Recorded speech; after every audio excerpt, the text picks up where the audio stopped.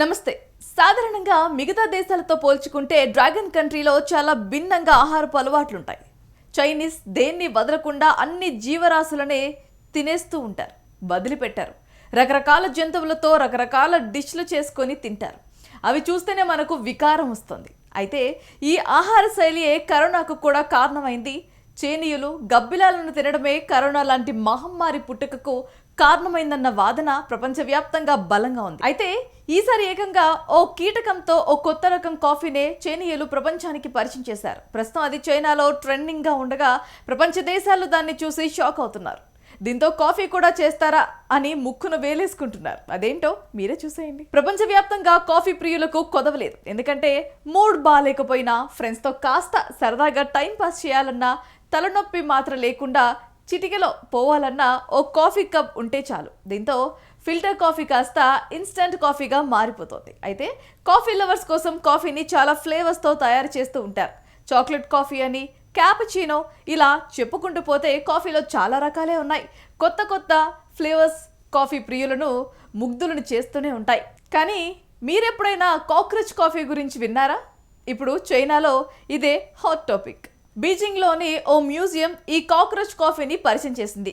Cockroach కాఫీని బొద్దింకల పౌడర్తో తయారు చేస్తారు. బొద్దింకలను పొడిగా చేసి దాన్ని పాలల్లో కలిపి కాఫీగా తయారు చేస్తారు. దీనికి అదనంగా ఎండిన మిల్వామ్ను కూడా అందులో కలుపుతారు. ఈ కాఫీ రుచికి కావాల్సిన బీన్స్ కొద్దిగా పుల్లగా ఉంటుందని వినియోగదారులు చెబుతున్నారు. కాక్రోచ్తో కూడిన ఈ కాఫీని బీజింగ్లో ఒక మ్యూజియంలో లోపల ఉన్న కాఫీ షాప్లో అందిస్తారు. ఈ కాఫీ తయారీని గతేడాది జూన్ చివర్లో ప్రారంభించారు. ఇటీవలే ఆన్లైన్లో ఈ కాఫీ వైరల్ కావడంతో జనం క్యూ కడుతున్నారు. కీటకాల నేపథ్యంలో ఉన్న ఈ మ్యూజియంలోనూ కాఫీ షాపులో బొద్దింక పొడితో కాఫీ తయారు ప్రత్యేకంగా నిలుస్తోంది. ఇక ఈ కప్పు కాఫీ ధర ఏకంగా 45 యువాన్లు, అంటే మన కరెన్సీలో సుమారు 570 రూపాయలు. అయితే ఈ మ్యూజియం సాంప్రదాయ చైనీస్ వైద్యం నుండి ప్రేరణ పొందింది.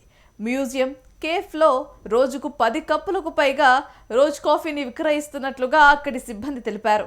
ఇందులో కీటకాల పొడితో సహా అన్ని పదార్థాలు సాంప్రదాయ చైనీస్ ఔషధం దుకాణం నుండి సేకరిస్తున్నట్లుగా చెప్తున్నారు. అయితే బొద్దింక పొడి రక్త ప్రసరణకు సహాయపడుతుందని, అదేవిధంగా ప్రోటీన్ అధికంగా ఉండే వస్తువు మిల్వామ్లు రోగ నిరోధక శక్తిని పెంచుతున్నాయని చైనీయులు నమ్ముతున్నారు. దీంతోపాటు ఈ మ్యూజియం మరిన్ని కీటకాలతో మరిన్ని కాఫీలు తయారు చేస్తున్నామని తెలిపారు. ఇక మ్యూజియం పిక్చర్ ప్లాంట్లో వివిధ జ్యూస్లను అందిస్తున్నారు. హాలోవిన్ సందర్భంగా పరిమితి ఎడిషన్ యాంట్ ఇన్ఫ్యూజన్ జ్యూస్ విక్రయిస్తున్నారు.